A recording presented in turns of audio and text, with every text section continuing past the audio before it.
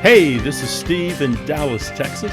It's Saturday morning, my friend, and you are listening to Light Talk.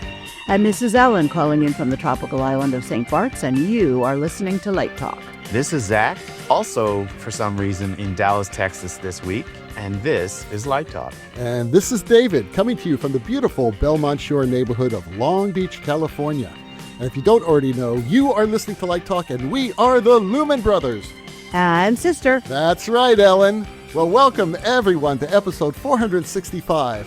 And today we have an extremely special guest, one of my favorite lighting designers, Ben Stanton. Hey, Ben, how you doing? Hey, how are you guys? That's incredibly kind of you to say. Thank you. Yeah, well, all I have to say to our listeners, because we have faces made for radio, as they say, so we don't do this video. For our listeners, Ben is dressed up all tight with jackets and sweaters and stuff because he is in his beautiful historic house in New York City. Ben, are you going to make it through? Blizzard-covered New York City. Surrounded by 2 feet of snow. My back is still aching from the shoveling. But no, it's great. It's great to be here. We had a proper snow day yesterday. They actually mercifully didn't do online schooling for our boys, so we had a proper day. And all of my meetings were canceled or on Zoom, so I got to stay home. I made some food. We shoveled some snow. It was great. My dog got to jump in and out of. My dog leapt like a bunny rabbit through the snow all morning, and it was awesome. Well, that's cute. Isn't that beautiful, the joy that dogs get from snow? It's incredible. All my dogs loved snow. They would run as fast as they can right into a snowbank. It was crazy. And that's why you moved to Southern California. That's right. I hear the same thing about the new mayor. He's out shoveling everyone's snow for them. I'm surprised Ben had to shovel it himself. True. Yeah. No, he's paying people to do it. Okay, well, that's good. Someone's got to do it. Yes, making jobs. That's good. Right. That's good. Yep. All right, so let's get started. Ellen, could you please tell our listeners a little bit about Ben? Sure. Lighting designer Ben Stanton is a 5-time Tony Award nominee and has received a Lucille Lortel Award, the Hughes Design Award, 2 Ovation Awards, and an Obie Award for Sustained Excellence in Design. His work can currently be seen on Broadway in the musical Maybe Happy Ending at the Belasco Theater, the immersive Phantom of the Opera on 57th Street titled Masquerade, the first national tour of the musical The Notebook, the world premiere production of The Recipe at La Jolla Playhouse, and the new musical Beautiful Little Fool at the Southwark Playhouse in London. His other Broadway credits include Marjorie Prime, The Notebook, Mary Jane, Days of Wine and Roses, Good Night Oscar, The Rose Tattoo, Junk at Lincoln Center Theater, 6 Degrees of Separation, Spring Awakening, Fully Committed, Seminar, and Fun Home. Ben serves as an assistant professor at Brooklyn College, where he teaches lighting design and programming to undergraduate and graduate students. He himself is a graduate of the University of Massachusetts at Amherst, holding degrees in theater and jazz performance. Originally from Cambridge, Massachusetts, Ben has been a New Yorker for the past 25-plus years and now lives in Brooklyn with his partner, projection designer Lucy McKinnon, and their 2 sons. Check out his website at benstanton.com. Welcome to Light Talk. Well done. Thank you. I can't believe you've never been a guest before, and I have to say that Fun Home, I thought, was brilliantly designed. Thank you. Yeah. And Fully Committed has to be the funniest Absolutely. thing I've ever seen. That was incredible. I was an assistant on that show. The original off-Broadway production, I assisted Frances Aronson on the original way back in the day. Dear friend of ours. Yeah, it was one of my early, she was a really influential, one of my early, I don't know if mentor is a strong word because we only did the one show together, but it was really, I learned a lot.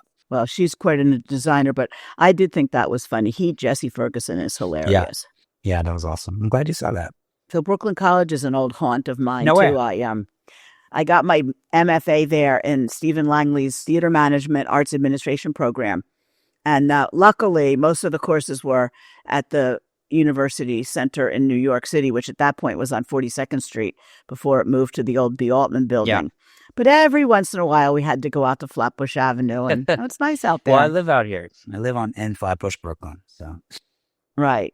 So you work with Justin Townsend. Well, Justin's at NYU now, but he was there. He was there. Right? He brought me in when we moved to this neighborhood. Justin and I went to UMASS together.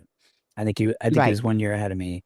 And when I moved to this neighborhood, I wrote to him and I said, I'm around. I'd love to teach. I had already been doing some guest teaching and was starting to think more seriously about my own teaching career. And I wrote to Justin. I said, hey, if I'm here, if you need help, let me know. I'll come down the street and teach whatever you need or sub for you. I just wanted to be helpful. And also Brooklyn College is this beautiful campus and it's a part of our neighborhood. And I really just wanted access to it. I wanted my kids to, have access to it. And I just wanted to get involved. And I love teaching. And eventually Justin took me up on it and went on sabbatical. The first class he asked me to teach, ironically, was a programming class. He said, can you teach hog programming? I want my students to learn the hog. I think he managed to get 4 hog consoles from ETC or somebody, high end. And he asked me if I could do this. And since I had done a lot of concert design by that point, mostly on the MA, but I had spent a little bit of time in hogs as well. I said, sure. As I said, as long as I can make it a concert design class and not just a programming class. I'm more interested in talking about design than just, pushing buttons. So he was into that. He was also on sabbatical when I came in. So we never were in the building at the same time. And I taught that course. It was a big hit. And then the following semester, while Justin was still on sabbatical, I was asked to basically teach all the courses, the design courses and whatever. So I did that. And then partway through that semester, Justin made his move to NYU. So I was now an adjunct, kind of teaching all the lighting courses at Brooklyn College pretty quickly. So, and over the course of 4 years doing that, I eventually hit Justin's line, came up, and I applied for it, and I received the position. So congratulations. Thank you so much. Yeah, I'm really excited. Just started the tenure track process. That's fun. This fall. Yeah.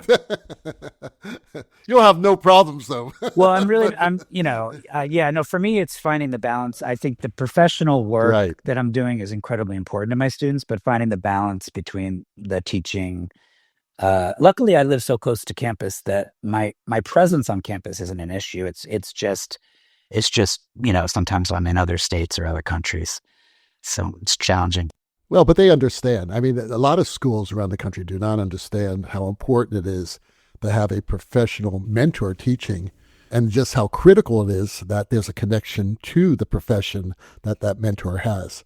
Steve and I have been teaching for many, many years and through several universities, and it's really tough to find. So when you have that support system, it is fantastic. It really is. I think mentorship is everything. It was a big deal for me coming up at UMASS too. Let's get started though, start from the beginning. What was it that inspired you to become a lighting designer? I think like a lot of people, I discovered it in high school. I went to Belmont High School, Belmont, Massachusetts.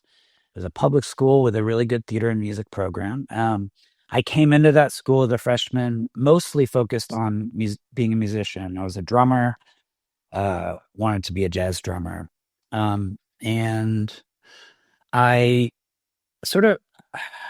at some point I stumbled into the theater. I looked around, I got excited about the people climbing in the catwalks, the 2-scene preset light board, the follow spot, I got excited by the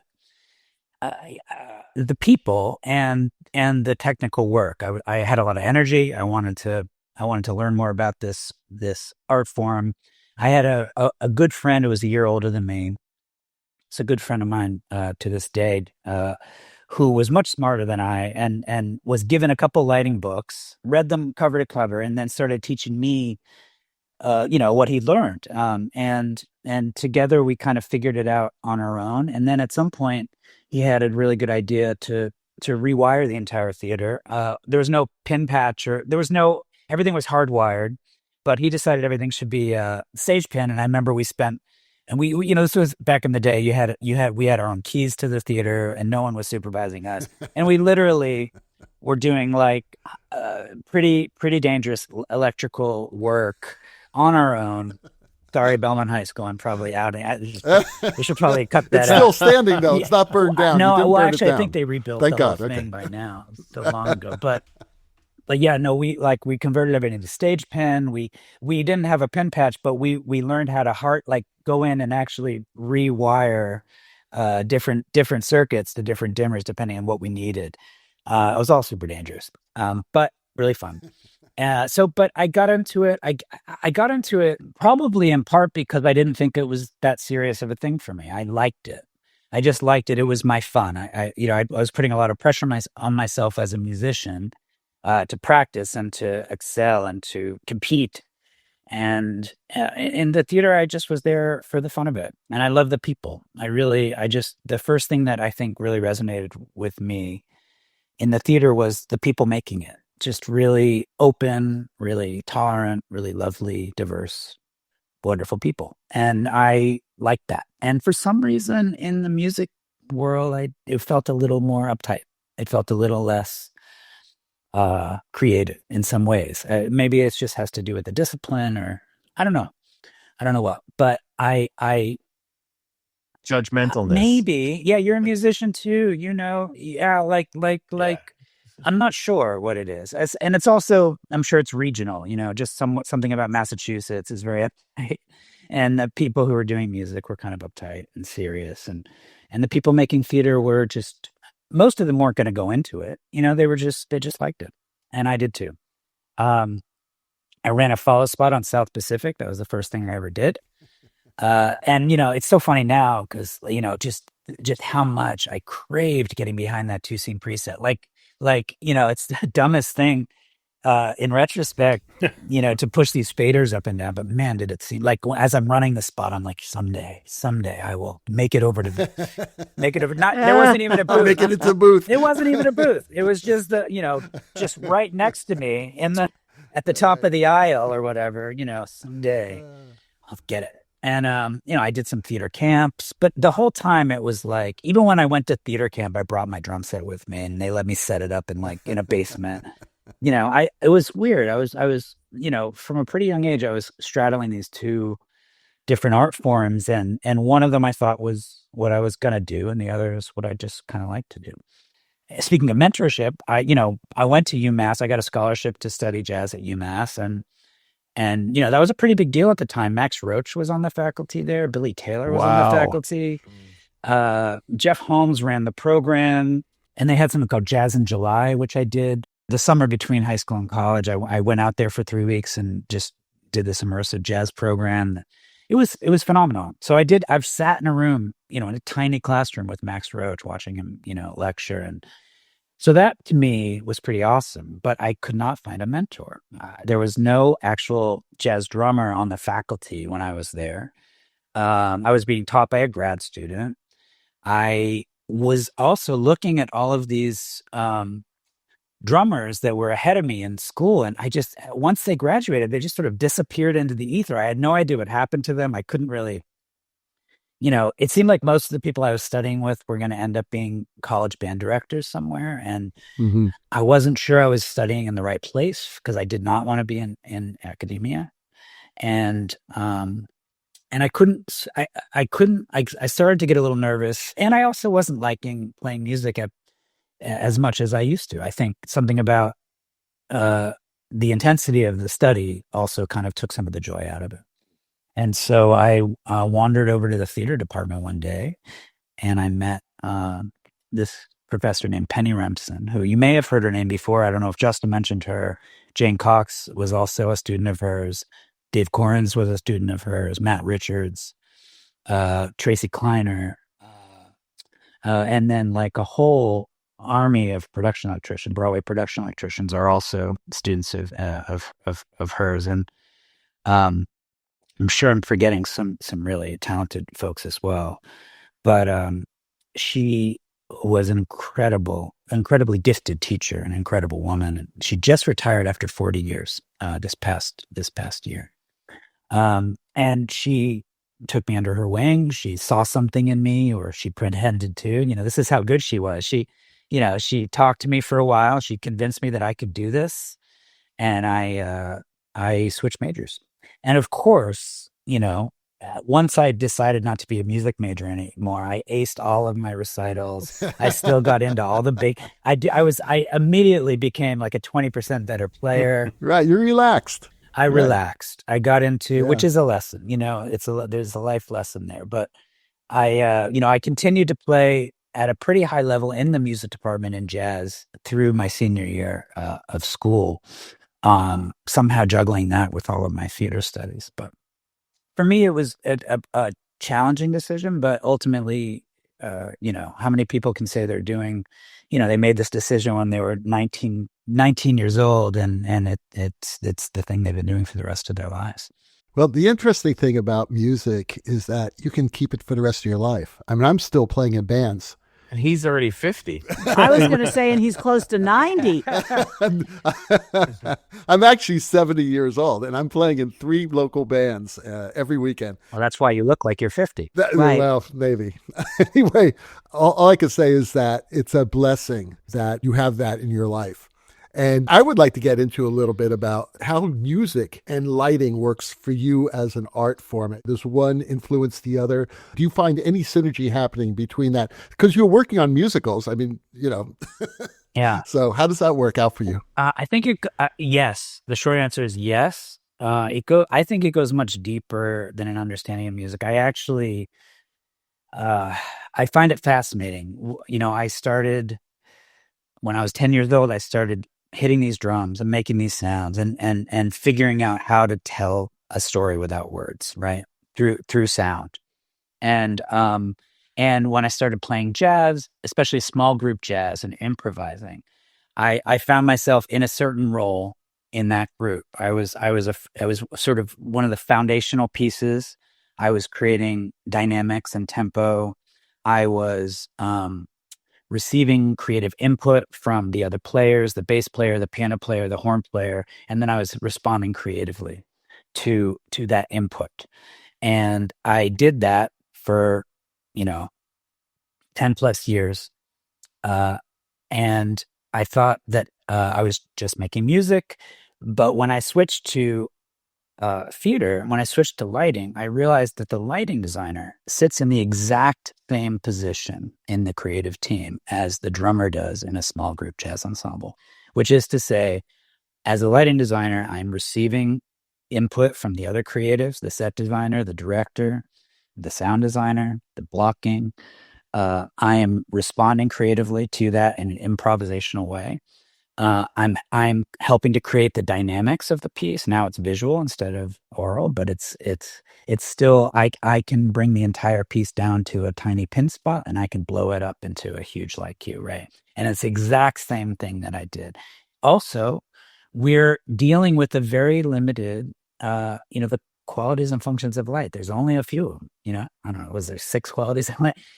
And when I was playing drums, I was dealing with these 6 or 8 elements that I had to figure out how to be creative with.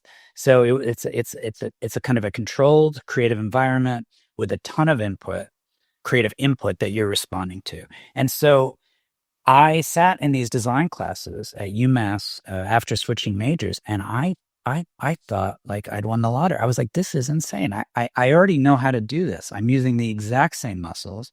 I have to learn some new words, and I have to learn more about this medium, but I know this, and I had no idea that would be the case, but it was the same thing.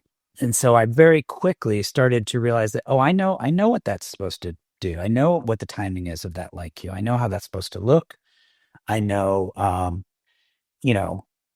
and I also think I know how to both be creative and receive creativity at the same time. So I'm not, it's not, and anyone who's played music, these are pretty basic things, but I think it's really interesting how it translates to the creative team and the creative process of making theater.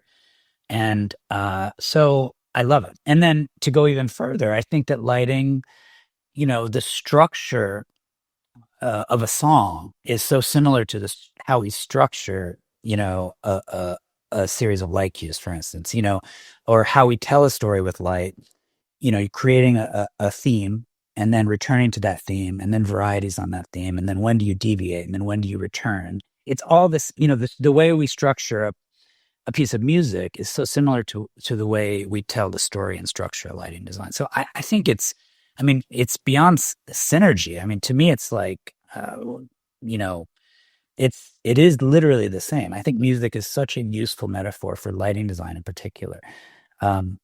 And so I'm just very grateful. And I may have had some intuitive sense when I was changing my focus artistically that my music background would help me. That something about having this other creative, having been a performer and having made music and having thought in these terms would help me in some way. But I didn't know exactly how. And I was also all of a sudden freed from my muscles. As a musician, I was always limited. My creativity was limited by my body. And I was excited when that was no longer the case. I never thought about that. You're absolutely right.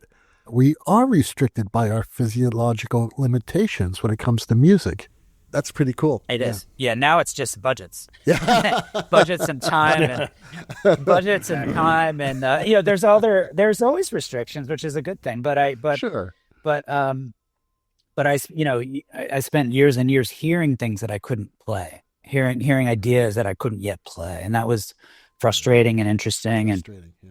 And it was exciting. It sort of felt like cheating a little bit when I started thinking about being a lighting designer. Well, over the past 10 minutes, you basically outlined my entire book, so you don't have to read it now. Okay.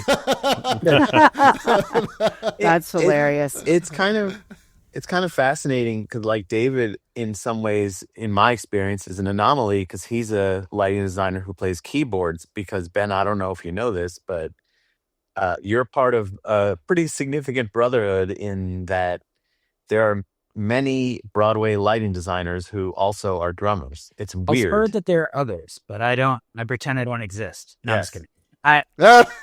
No, I've heard there. That's I've heard the there are secret. They're not others. jazz That's a drummers.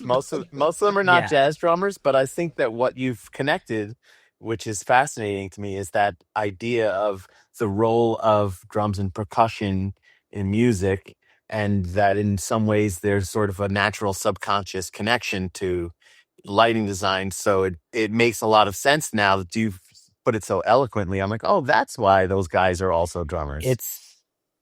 I think that, and also I do think lighting, we're always improvising. There, anyone who's lit a show or an event or a broadcast, there's always the plan, and then there's always the thing that we end up having to do in the moment because something changes or something wasn't exactly how we thought. And that improvisation is so important, I think, for lighting designers. And I notice in my students, the ones who struggle with that a little bit, who'll say to me, I'll say, well, what did you hear what happened in that sound cue? Like, why didn't you change the timing? And they were like, oh, I needed to, I needed, we've had conversations with some students about, they do a really good job in their pre-production and their prep, but it's actually more difficult for them in the moment for one reason or another. Maybe it's just a muscle. It's like anything else. You just have to build that muscle.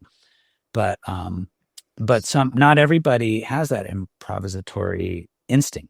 And to me, it's what I do. I mean,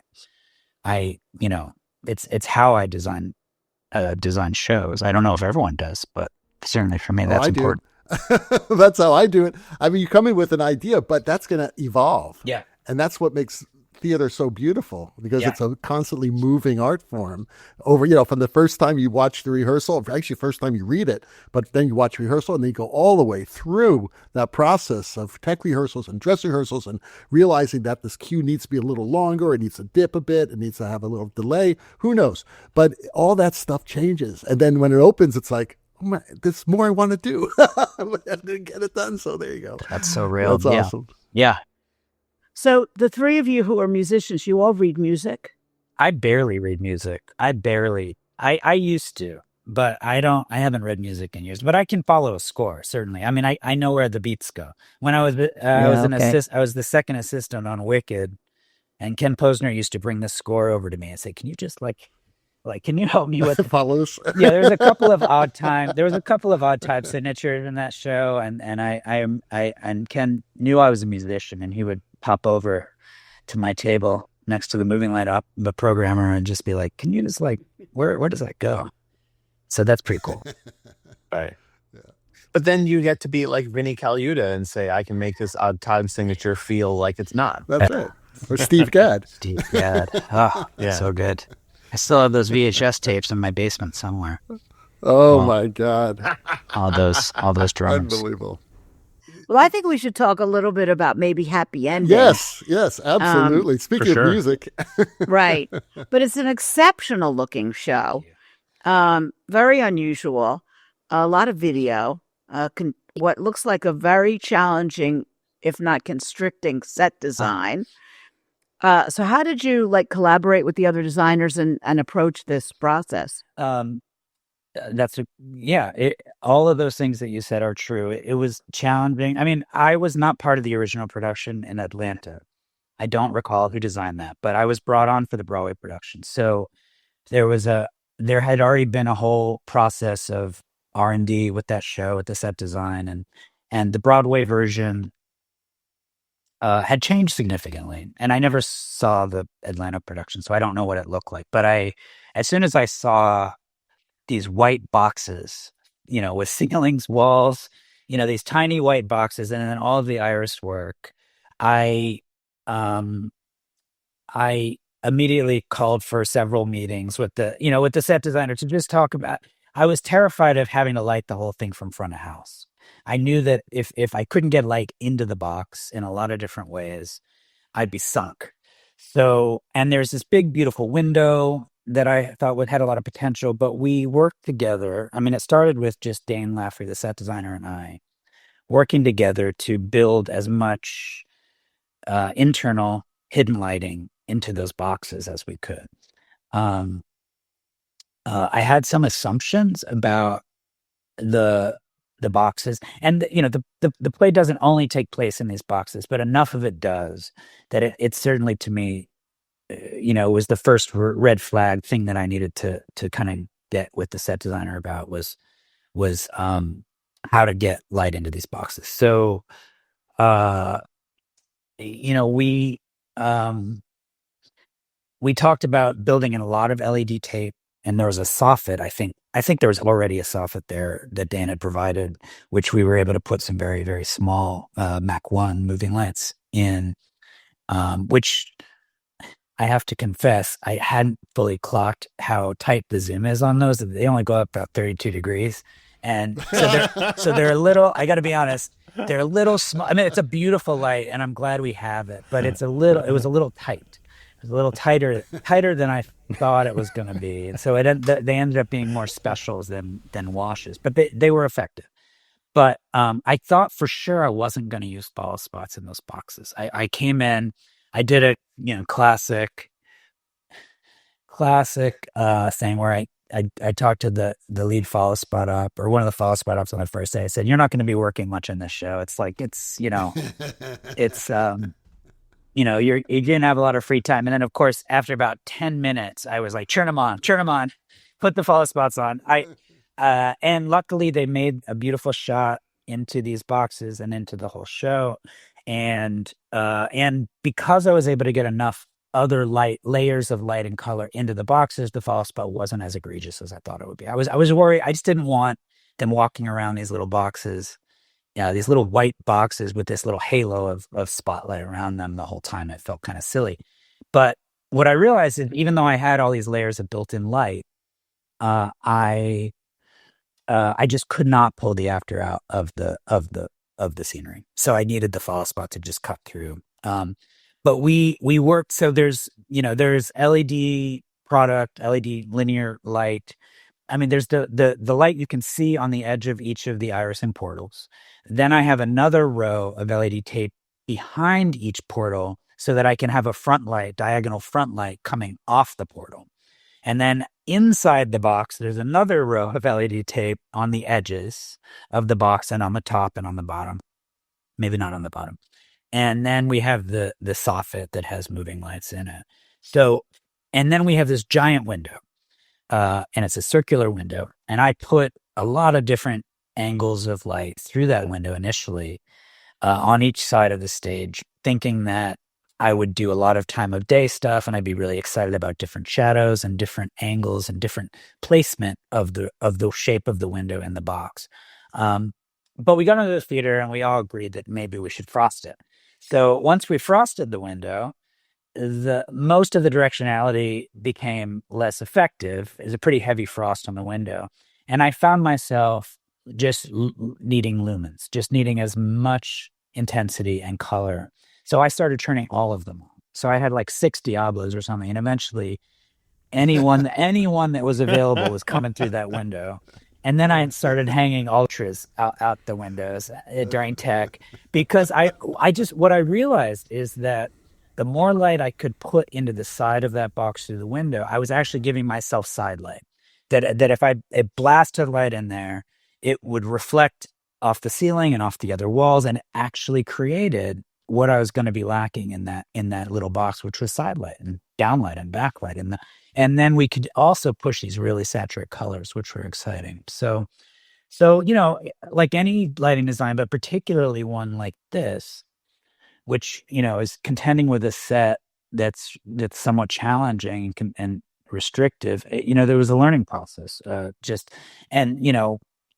Since there's at least a component of this podcast that's educational, I would say like this for me is the work of a lighting designer, and the work of aspiring lighting designers is to learn how to. It's that improvisational thing we were talking about before. Is learn how to. You don't always need to get it. You don't actually. It's almost impossible to get it right on the first try. But what you need to be able to do is get it right on the second try and figure it out quickly. So, you get in there, you try the thing you thought was going to work. In this case, I thought I was going to be able to light these boxes without follow spots. As soon as I realized that wasn't happening, we're going to go to plan B. So turn on those spots.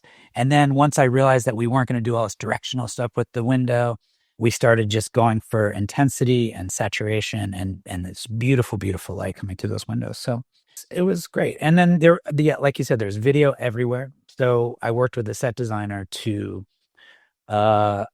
remove some tiles in a few places so that we could drop lights in for certain scenes, because there's literal ceilings of video as well as walls. So every scene, was figuring out what lights were available, what weren't just stuck behind a piece of scenery or behind a ceiling or behind a wall or a video tile. And then how do we carve out these worlds? And then, as you mentioned, we were constantly tracking these moving portals. So we had pixel tape along the edges of 3 sets of moving irising portals. And I had heard about a product called Lightstrike, which will track automation and basically limit the basically, I don't know if it's a mask or what, but like basically it would track the automation, and it would allow us to just instantly track the portal openings wherever they went. And it sounded like a wonderful product, and we had it, but we didn't. I didn't know that it would take quite as much time and effort to finesse it, and so it was very clicky. It was sort of snapping off each pixel as it went by, and we again.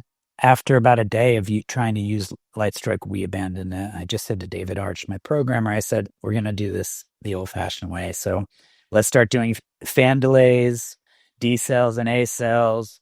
And my associate, Ken Elliott, was one of his full-time jobs became, videoing the openings. And anytime they adjusted the timing in any way, we had to redo the cue stack and fan the cues and retime it. And so it was a constant thing. They would even do it on a secondary console in a dressing room on the dinner break, because a lot of times they'd be finessing moves right up until dinner, and then we wouldn't have time to respond to the last automation change they made. So then we had to go into the dressing room and put it in as best we could, and then dump it into the console. So it was intense. I think, though, that's a very musical approach to doing that, though. I think, being able to understand, especially as a jazz drummer, that tempo is fluid and that you can use things emotionally behind the beat, ahead of the beat, to be able to track things that move around in that old school way, I think is something that we as musicians really are able to get in tune with and understand inertia, speeding up and slowing down in a very different rhythmic way, that for us, it's not nearly as terrifying as it is for a non-musician. Yeah. Especially in jazz. Yeah, no, it was great. I mean, if there was a plug and play thing, I probably never. You make a good point, Zach. Like, I probably never would have been totally satisfied with the automated version of it. So it was really nice to be able to make really detailed notes on the movement, like you say. And it was. I mean, the set almost never stopped moving. It felt like so there was a lot. It was like a ballet. We were constantly tracking movement on stage, and it's a very ambitious team. They really do beautiful, very exciting visual work. So, but it was it was challenging. So it was a lot of logistics early on, and then reviewing all the video content that was coming in. And George Reeve, the video designer, and we didn't do a ton of pre-production together, but I watched all of his stuff. And then when we were in the theater, I found we were just riffing off each other, just like jazz. One of us would start with a certain color story, the other one would match it, and vice versa. And there was so much exciting movement in the video that I got to respond to, and it was great. It was rough. It felt rushed. The only thing is it because there was so much automation in the show, it never felt like we were, maybe it never does, but in this case, it felt like there wasn't enough time. And I think we were all a little grateful and relieved that it turned out as well as it did, given how much time we had. I can tell you, Ben, one of the things that is the biggest unspoken compliment you can get for your work, which you may not even be aware of that you're getting for this show, is that, I'm sure you heard for many, many years when you were working on a project that people would say, like Sleep No More. We want this to be like Sleep No More. That in the last year or so, I have worked on several shows where they say, like maybe Happy Ending. We want this to be like maybe Happy Ending. It's style. It's a style now. People say, we want that like a Sleep No More. We want this like a maybe Happy Ending. No, I didn't know that. Funny. I didn't know people were saying that. That's cool. It's better than the other way. Right. Don't make it look like maybe. Yeah. Don't make it like that show. Anything but that. Speaking of style, another great thing about this show, about Maybe Happy Ending, is that it's very expressionistic in angle and color and everything else. You were talking earlier about getting light through the window. It really doesn't have to look realistic. It's an emotional reflection of the moment. Can you talk to us a little bit how the style evolved in the show? I felt very freed by the fact that the musical took place in the future. It was freeing to know that maybe sunlight and moonlight didn't look quite the same in this world than it does. I didn't feel, I was given permission from the director to explore saturated colors. And we even talked a little about, maybe the pollution, the air pollution in this world allows for, sort of more odd and interesting colors coming through that window. So I was pursuing an emotional story with the color in that show. I mean, the limitations of that set were in a way a gift because I didn't have a lot of options with some of the angles. Often I only had certain lights available to me at any one time. So I had to be bold, and I had to work with that. And I think the reason it's a gift is that, you don't end up with that. When you just have an open grid and you can pick any light you want, it's tempting to turn 15 of them on. And, it's tempting to, you can make a pretty satisfying light cue pretty quickly, but sometimes it's not as dramatic or as spare or as elegant as it could be. Whereas when you have major limitations, you really, you're sort of saying, well, this is the angle that I'm going to use, so I'm going to really make the most of it. And I think that led. I don't know if minimalist is a good description of maybe Happy Ending because there's so much going on visually, but the bold. lighting, it was very bold. Yeah, I think it was bold, but part of that is a simplicity, like a strong single gesture as opposed to a bigger, more complicated idea. But yeah, I felt free to push saturated blue or bright yellow through those windows and just call it daylight or call it nighttime and not really worry about what realism, frankly. That was gratifying, but it also was a necessity because so much of the show took place in these small white boxes. I felt that I needed to use them like a psych. And I wanted to use bold color to create a certain beauty as these characters went through this kind of dystopian, futuristic existence. These characters being robots, of course. I wanted to create a kind of romantic beauty, and the jazz score also calls for it. This beautiful jazz score, very sentimental, very beautiful. So, yeah, I don't have too many more words for it. Like everything, it was what I was feeling as I experienced it on stage, and that was what the improvisation yielded. And it's also very, very different from one of your other productions from Fun Home, which just seems totally wide open, in the round, no place to hide. Talk about that a little bit. Yeah, I was terrified going into that. That was my first Broadway musical. It was my second Broadway show, and it was, we had done it at the Public Theater. We had done it a couple times. We'd done it in a little black box at the Public. And then we did it on the Newman stage in a proscenium, and I thought it was pretty good. I thought it looked pretty good, and then when I found out we were going to Circle in the Square, I thought, well, maybe we'll do it in a thrust. I just wanted a back wall. I was afraid of not having a background. I was just a basic compositional tool of background, foreground. Like in the round, especially with a delicate little musical like Fun Home, was scary. I had heard about other musicals at Circle in the Square that hadn't gone so well. I remember there was a lot of talk about, a lot of concern with the composers and the producers and the director about making sure the audience would know who was singing and where to look. And, we all had our concerns about it being in the round. I will give credit to Sam Gold, the director, that he was thrilled that it was in the round. And actually, I think for a minute they talked about doing it in a thrust, and he said, no, let's do it in the round. And it was great. I mean, it forced us, again, limitations, I think, are in my experience, one of the main drivers of innovation. That was true on Maybe Happy Ending. And I think for me, that was true in Fun Home because I hadn't done a musical in the round before.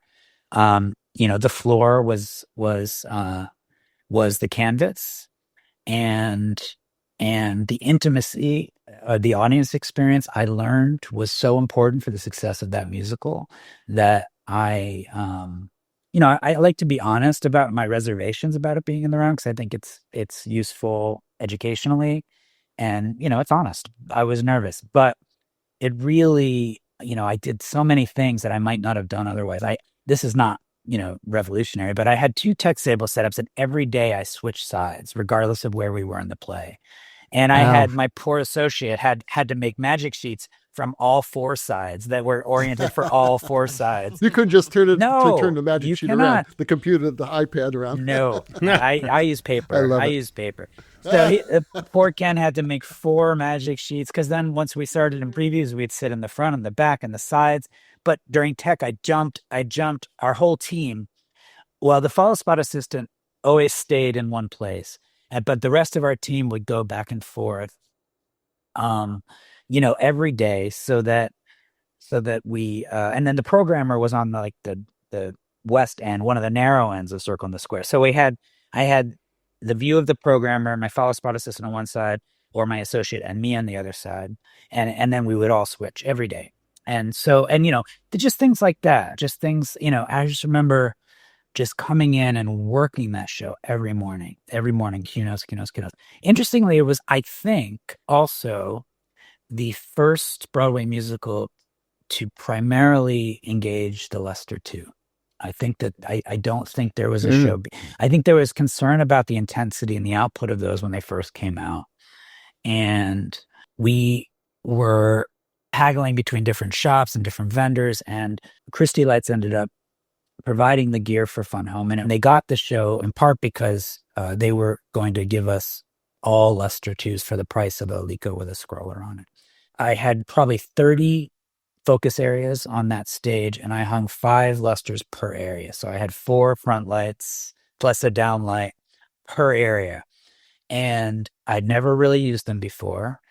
And I I went into that project thinking I was going to light it like I lit everything else up until that point, which is to say, you're going to use your color washes and your moving lights to create the atmosphere and the key light, and then you're going to go in with your area light and you're going to pick people out. And because we had these lusters all over the place, we very quickly inverted that whole idea, and we started using the lusters as the deep saturated base coats. And not that was a particularly colorful show, but we used the lusters more as environmental. And I ended up picking out faces mostly with TW1s and tungsten moving lights. So, and we had 2 follow spots on that show. So they were tungsten. So even though it was the first kind of big LED Lico show, I still lit all their faces with tungsten light. And I used all of those lusters to carve out space, to create color. It was really interesting inversion of what I had been used to up to that point. Yeah, it was a good experience. It forced me to think about how to tell that story without a background on the floor. We had some pretty cool custom gobos that my wife, Lucy McKinnon, designed for different scenes in the show, as well as these cartoon squares that we used to carve out different spaces on stage. And yeah, it forced me to do a lot of things I hadn't done before. You mentioned your wife, Lucy, Yeah. who's a very respected projection designer. Yeah. You guys work together a lot, correct? Yeah. How does that work? Creatively, it works great. We love working together.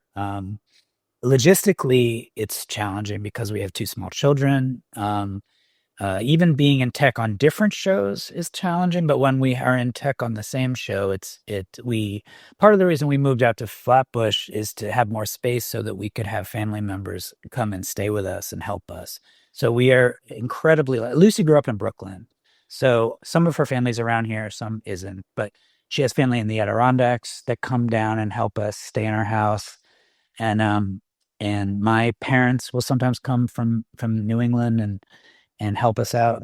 We are about to go into tech together on a show at the Public Theater, and we have 2 different shifts of family overlapping to help us raise our kids for a couple weeks. So incredibly lucky and grateful to them. But creatively, it's awesome. I mean, Lucy's studio is upstairs. I do most of my work out of on campus at Brooklyn College at this point, but we share space, we share computers, and the creative ideas come up at all hours of the day and night. And I video. I assisted somebody a long time ago that said, like, lighting designer, I think it was Chris Lee actually, who said, people don't get that, like, video makes lighting look better. The lighting designers who are hostile to video are crazy. Like, video makes lighting look so good. And if you can work together, and that really stuck with me. And I've always felt very excited and collaborative when it comes to video design. And obviously now, even more so because I'm married to a video designer. But like you can see in my work too, and when Lucy and I work together, I'll say, like, we're excited if you don't know which is which. We're on Notebook, we both did Notebook together, and the video design for that isn't graphic. It's all textures and light and water reflection. And I was also doing water reflection because there's real water on stage. And we were constantly working to unify those two elements so that you wouldn't have any clue that there was video in the show unless you looked up at the balcony rail. If you go to livedesignonline.com from January 2020, there's a Q&A that I did with you guys. Yes.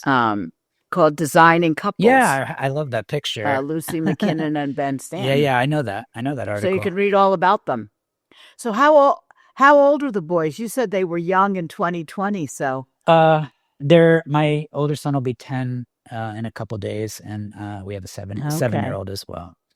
Oh, great. Zach has 2 boys. They're a little older, though, right? Yeah.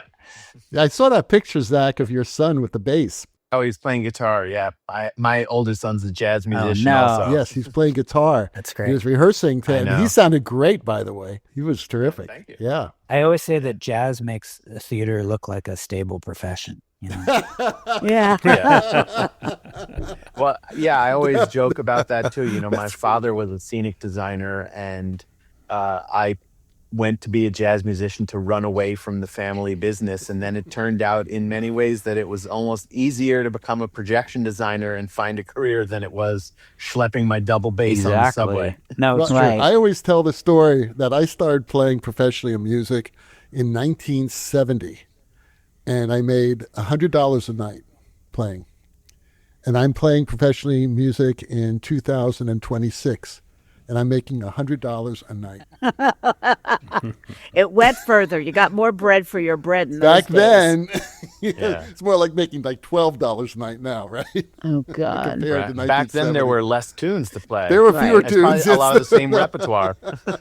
So I have a Sure. question for you. Aside from your actual design career, what are you teaching the kids? Like, do you want them to be Broadway designers? What are you teaching them to be or do or expect? First and foremost, I want to have really transparent conversations with them about what it means to be a freelance designer. And I mean, there's a lot of different answers to this, but I'll say, like, philosophically, I am very open with them about the different types of careers in lighting. And I'm trying to have a pretty broad definition of the career, so that, what I say to any prospective student or my current students is, like, we're in New York City.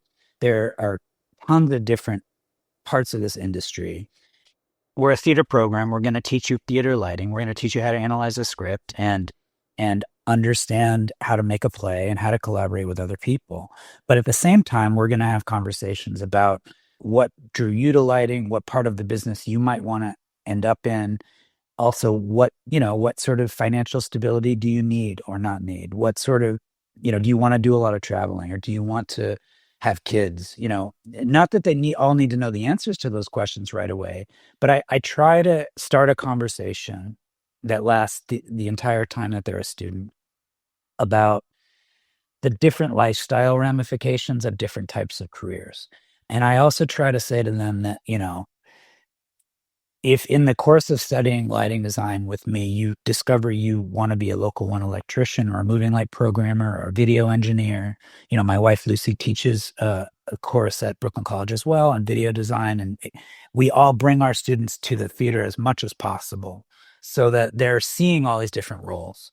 And if they, if they feel, like they love lighting, but they're not sure they want to do theater, great. If they want to, they're enjoying studying design, but they really don't think they want to end up freelancing. They want to work in television, or they want to work, as a local one electrician or in corporate events, great. These core skills are still going to serve you. You're going to be a better follow spot operator if you took these design courses and you learn this stuff. You're going to be a better production electrician. I also like to say that everyone that I work with on my team on a Broadway musical is a lighting designer. The production electricians are lighting. They know what I'm going to do before I do. They've seen way better designers than me do it before. They know where I'm going to, they not only know where I'm starting, but where I'm going to end up half the time. The programmers, I mean, we all rely so heavily on our programmers. They're artists, they're designers. If they're really good, they're making our shows look better. David Arch had a huge impact on the way Maybe Happy Ending looked. David Arch also didn't end up programming Fun Home because he wasn't available, but he was gonna, and he had the idea for that cartoon square. Like, it was his idea. I'll just give him credit. Like, we had a meeting and he was like, what if you did this? And I was like, that's a really good idea. It ended up in the show. He didn't end up doing the show, but programming, they're lighting designers. So anyway, I like to paint a picture. I would be really stressed out as a professor if all I was saying was, you have to be a Broadway lighting designer. You have to be a freelance lighting designer. This is what you're doing. This is what you're studying. And that wasn't said explicitly to me when I studied, but there was really it was assumed that all of us, me and Justin and Jane and Tracy, at UMass, that we were all wanted to move to New York and become lighting designers. Like, that was the assumption of that education and that idea. I don't feel comfortable doing that. It was good for me then, but now I'm happy when a student of mine says, I'm really excited about programming or corporate event. Anything that's going to make them money is going to be a little bit more stable than what I did is great. So to that end, I spend a lot of time talking about the core concepts and elements of design. I talk about what I consider to be the three languages that you need to learn to be a designer. The technical language, which includes the drafting and the paperwork and how you communicate with your programmer. The collaborative language, which is the language you invent with your artistic team, the way you talk about the play, the words you use to communicate about the visual world of any given project. And that needs to be created, that language, for each new project. And then the nonverbal storytelling of creating a light cue on stage. And those are three distinct languages, in my opinion. And each one has its own, I would say each student tends to be stronger in one or two of those than all three. And so identifying which one they need to work hard on is part of what I do with the students. But then outside of that, I'm looking at technology, and I'm looking at what they say they want to do when they graduate, and I'm looking at what sort of skills they need to get into that part of the industry. So in addition to all the design courses I just described and that approach to design, I have something called like a Broadway associate class, where I hire one of my associates or a working Broadway associate lighting designer as an adjunct to come in and teach best practices of drafting paperwork, spotlight, things that I frankly can't teach anymore because I stopped drafting with any kind of. I draft for myself, but I don't know the tricks and tips of the modern, Broadway associate lighting designer. So I have a class just dedicated to them spending time in a room with a Broadway associate for a whole semester. We have an ETC programming class. I teach a Grand MA concert design programming class because I think that all of my students should have touched a Grand MA before they get out of school. Because if they want to leave, I taught myself that consult to design concerts and to go on tour with bands, about 15 years ago, maybe more, because I tried to bring an ETC console out on the road, and they told me, they said, no way. They were like, if you get hit by a bus, nobody's going to be able to replace it. We don't know anybody.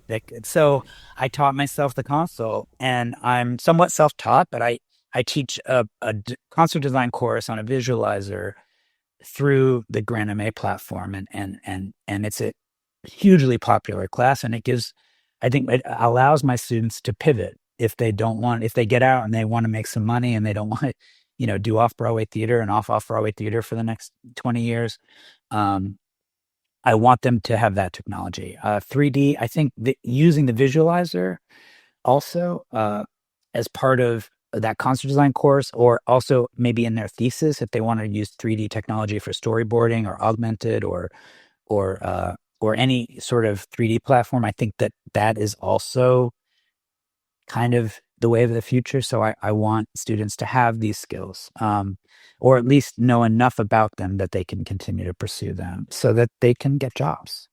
Is that a hands-on class? Which one? The concert design with the Grand MA. Yeah, we have a console. The lights are virtual, but the console is real. I'd like to think that I'm trying to start the first concert design sub-major in the country, but I don't know if that's true. Maybe there's one somewhere else. But I love, as a former drummer, I love lighting concerts, and I love doing it, live, and the MA for that is really, really wonderful. And yeah, so the students have access all semester to the console. They go in on their own, and they do a lot of work. So Ben, we're kind of running out of time right now, and just to finish this off, if you were going to give one bit of advice to young people who are studying design, now you're an educator and you just talked a lot about what your program does, but what would that one bit of advice be to a young artist who's trying to express themselves through light? The most obvious answer is somewhat simplistic, but I think the mentorship piece is so important. Stephen and I just got through the recruiting process. I don't know about the rest of you, but you watch all these students really lamenting where they're going to go, like what program, how much money, and what's the reputation like? And, and it's easy at Brooklyn College because we don't give anyone any money. But it just takes one person to take an interest in you for you, I think, to take the next step in your career. All you need to do is figure out kind of where you want to go and who's doing that stuff. And you don't need all of them to respond to you. You don't need to be at the fanciest school or the fanciest program. You really just need one person who knows somebody or who can help you a bit, take an interest in you. So, finding a mentor is, I think, pretty essential, which is to say you could go to a really, really fancy, great school, grad school, let's say. But if in that time you don't connect with, professionals and people doing the work that you want to do, it won't matter that much, I don't think. So I think what I'm trying to say is my advice is like, find people that are responding to you, figure out what rooms you want to be in and try to get into them, figure out what kind of people interest you. And if some of them respond to you, then those are your people, and you should sort of aggressively pursue that. I think for me, I felt lost until I had a mentor. And when you're studying, it's scary. And I was scared, and I didn't have a lot of self-confidence, and I wasn't sure, I was a jazz drummer by training. I didn't know what my future would hold. I didn't think, I definitely, the prospect of sort of moving back into my parents' basement after graduation was on my mind, and I didn't want to do that. I wanted to make something of myself. I wanted to be successful. But and when I was studying music and not finding a mentor, it was terrifying. So, it's everything. I think it's everything. I think that would be my main piece of advice. And then the other is, I think it's more and more important as the years go on, but maybe it's always been important to just figure out who you are. Try to put yourself maybe in the position of someone that might hire you, and think about like what makes you unique as an artist, even though you're still developing. I like to say like becoming a lighting designer is like a 30-year project. It's not something you learn in school. It's not something you figure out on day one of graduation. Like on one hand, yes, you're a lighting designer, but on the other hand, it really is like to develop fully. It's a long, long, long process. But even as a young designer, there are things that make you unique. There's things that make everyone unique. And if you can start to think a little bit about what makes you unique as a visual artist, or as a lighting designer, or as a craftsperson, it's going to help, because at some point you're going to have to say, here's why I think you should hire me for this job. And you need to have the reason, you need to have that thing, the thing that you bring to the table that you think is unique about you, I think is also a good thing to start thinking about even when you're at the beginning of your career. Very wise. Very words. good advice. Yeah, very good advice. Be you, Yeah. Well, Ben, thank you so much for being with us today on Light Talk. I've been looking forward to this interview for a long time. It's wonderful to meet you and to hear you. And your students are very, very lucky to have you as a mentor. And it's always great to have another musician. And by the way, we are looking for a new drum track for the Luminoids. Oh, wow. So if you want to be a member of the Luminoids, I will send you the file. And if you want to lay down a track, you go ahead and lay down the track, because Zach's on it, I'm on it, and a few other notable people are on it. So. What's wrong with the old drum track? You're not playing it. Well, you're not playing it. That's exactly what's wrong with Cool. it, is that you're not playing it. That's a great offer. Thank you. And listen to the song more carefully. You may change your mind. Anyway, well, the rocking sounds of the Luminoids tell us that once again, you've spent another morning listening to Light Talk. You can hear our show on just about every podcast site out there. Check out our website at lighttalk.org, and be sure to follow us on Facebook and subscribe to our podcast. That way you will not miss a second of Light Talk insanity. No guarantee is offered regarding the accuracy of any statements or opinions made on this podcast. However, if you do decide to litigate, you will have to deal with me, Snoot from the Snoot Group. And don't get it twisted. Just because I married one of these losers does not mean I will go easy on you. So don't with me. Light Talk, coming to you from the beautiful Belmont Shore neighborhood of Long Beach, California, the tropical paradise of St. Bart's, the Lone Star State, and the snow-capped streets of Brooklyn, New York. Be sure to join us next week when we dive into more lighting shenanigans and serve up a fresh, piping hot casserole of nonsense. Light Talk broadcasting questionable Lumen knowledge and humor around the world. So we'll see you all next Saturday morning. Thanks again, Ben, and bye-bye from Light Talk. Bye-bye. Thanks, everyone. Bye.